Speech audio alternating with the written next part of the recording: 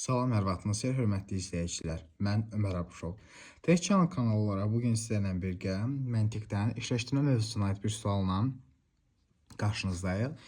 İndi isə gəlin sualımıza baxaq. Sualımızda bizdə şəkil 1-i verir və şəkil 2-də x, y-in yerini soruşur.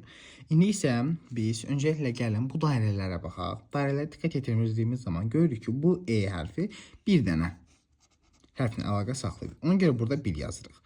A hərfi isə 3 dənə hərflə əlaqələndirilir. Ona görə 3 yazırıq üstündən. Sonra bunları burada da qeyd edəcəyim. Daha sonra B hərfi 2 dənə hərflə əlaqələndirilib. C-də 2 dənə hərflə əlaqələndirilib. D-də həmçinin 2 dənə hərflə əlaqələndirilib. İndi isə bura baxırıq. Burada görürük ki, bu dairə bir dənə.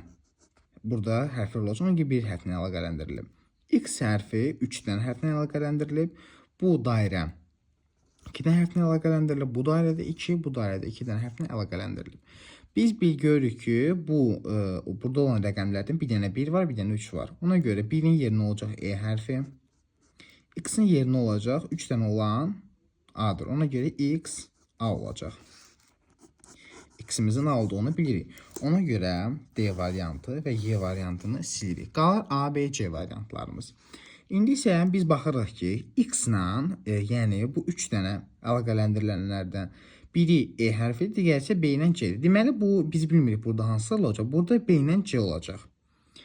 Amma bu Y, yəni Y hərfi nə B olmaz, nə də C olmaz. Ona görə Y-də B ilə C olan variantlar gedir. A variantı da gedir, B variantı da gedir. Cavabımız yalnız C variantı qalır, yəni Y, D-dir. Cavabımız C variantı. Ümid edirəm ki, izahımızı anladınız. Növbəti videolarda görüşənədək. Sağ olun.